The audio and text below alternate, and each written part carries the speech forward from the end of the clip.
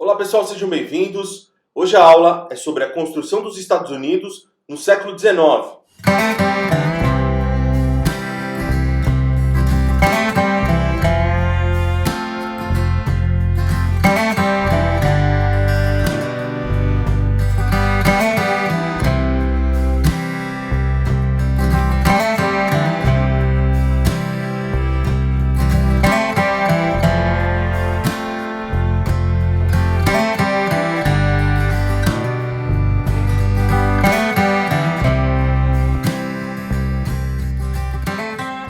A luta pela independência nos Estados Unidos provocou uma união provisória entre as colônias britânicas.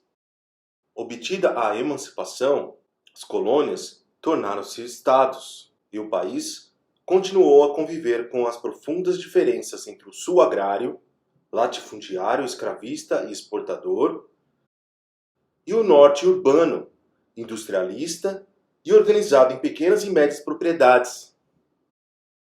A Constituição assegurava ampla autonomia para os estados e, dessa forma, prolongava a convivência entre esses mundos distintos.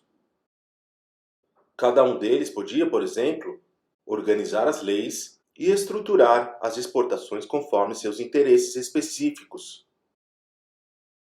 As tensões e divergências, no entanto, prosseguiram sob aparente harmonia, e mesmo a afirmação, repetida pelas elites dirigentes, de que haviam encontrado um modelo democrático e federalista adequado, não impedia que ocorressem choques e embates frequentes entre o Norte e o Sul. Os Estados Unidos procuraram manter a neutralidade entre os conflitos entre franceses e ingleses ocorrido durante o período napoleônico.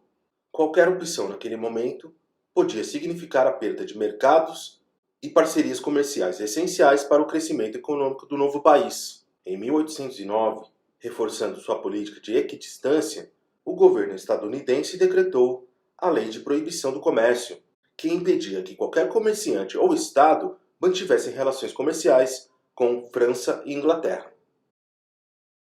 A Inglaterra reagiu a essa posição e ampliou a pressão para que os Estados Unidos a apoiassem na guerra contra Napoleão Bonaparte. Atacava e confiscava embarcações estadunidenses que cruzassem o Atlântico e estimulava grupos indígenas na América do Norte a combaterem o governo. Em 1812, os Estados Unidos declararam guerra à Inglaterra. A luta arrastou-se por 2 anos, e embora tenha tido grande impacto dentro ou fora do território estadunidense, contribuiu para aumentar o nacionalismo estadunidense e para reforçar a ideia de que o povo que habitava aquelas terras tinha virtudes e vigor para todas as lutas e conquistas. O nacionalismo crescia e se produziam elementos que contribuíam para a coesão nacional.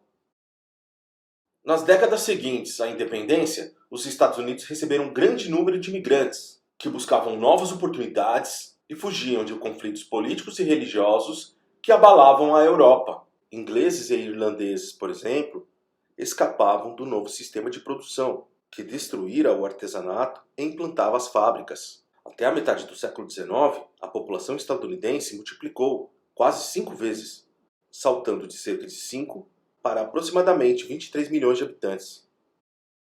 Muitos deles tendiam a se concentrar na faixa norte do litoral atlântico, aproveitando os empregos gerados pela urbanização e o crescimento industrial.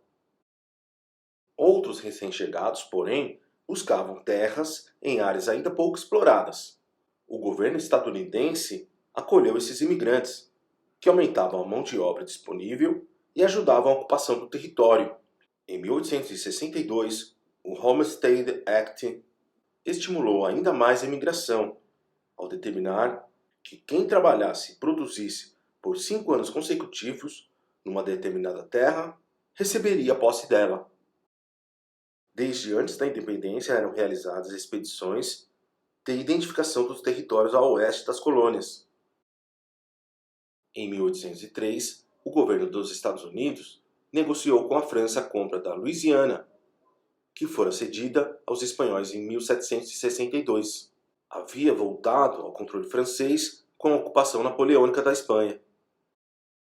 Na década seguinte, outra aquisição, a Flórida, até então espanhola, foi anexada ao território estadunidense.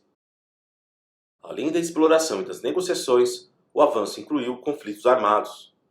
No final da década de 1840, a vitória militar numa guerra contra o México permitiu a incorporação das terras correspondentes aos atuais estados do Texas, Novo México, Arizona e Califórnia, além de algumas áreas do Colorado, Idaho e Utah. O território mexicano ficou reduzido a quase metade do que era, e os Estados Unidos passaram a ocupar 9,3 milhões de quilômetros quadrados, mais de 10 vezes a área das antigas colônias. O avanço territorial reforçava a imagem dos estadunidenses como colonizadores e alimentava o nacionalismo. Um artigo publicado em 1845 criou a expressão que passaria a designar a ação de conquista, Destino Manifesto. Nele, o jornalista Joe O'Sullivan retomava a noção de povo eleito, criada pelos primeiros colonos para justificar a disposição de criar um novo mundo na América. Segundo O'Sullivan, os aventureiros que partiam na direção do oeste tinham uma missão a cumprir, determinada por Deus. Cabia-lhes levar o progresso a povos que ele considerava atrasados, os indígenas. A marcha para o oeste lançou homens e mulheres, os pioneiros, na direção de regiões que os conquistadores chamavam de terra de ninguém. Essas terras, no entanto, eram ocupadas por indígenas. Em 1830, o presidente Andrew Jackson decretou a Lei de Remoção Indígena, que determinou a transferência de comunidades de nativos para outras partes do território estadunidense, em vários casos, para uma reserva criada no atual estado de Oklahoma. Alguns grupos chamaram esse deslocamento de Trilha das Lágrimas. Embora os cálculos sejam incertos, é provável que cerca de 40 milhões de hectares tenham sido ocupados por meio da aplicação desse dispositivo legal. As guerras e os aprisionamentos de indígenas foram outra estratégia dos pioneiros para obter acesso a novos territórios e às áreas de mineração da Califórnia. As primeiras notícias da descoberta de ouro circularam no início de 1848. Durante 7 anos, até 1855, cerca de 300 mil pessoas de diversas partes do mundo e ansiosas pela riqueza rápida rumaram para lá. Além dos estadunidenses, que viviam próximos do litoral atlântico, a corrida do ouro atraiu estrangeiros de todas as partes do mundo: australianos, chilenos, chineses, franceses, peruanos, suecos e turcos, entre outros. Muitos autores atuais analisam um aspecto da corrida do ouro que na época não era considerado: a devastação ambiental. Milhões de cavalos selvagens e bisões foram mortos. Rios foram contaminados por mercúrio e arsênico, substâncias utilizadas na extração do minério. 20 anos depois, a busca da Terra Prometida continuava. Diferentemente dos pioneiros que viajavam a cavalo, em barcos pelos rios ou em diligências, os conquistadores agora podiam embarcar em trens e cruzar mais rapidamente o continente. Em 1869, após 6 anos de construção, foi inaugurada a primeira linha férrea, que ligava diretamente, em 8 dias, a costa do Atlântico à do Pacífico. Eram os novos tempos da conquista do Oeste. Mas o discurso do Destino Manifesto continuava a acompanhar aqueles que se dispunham a enfrentar o risco. Simultaneamente, como mostram muitos relatos que chegaram até nós, também prosseguia a violência de pioneiros e mineradores contra os indígenas. Uma violência que envolvia desde o seu emprego em trabalhos forçados até a dizimação de comunidades inteiras. Bom, é isso aí, pessoal. Até a próxima. Tchau, tchau.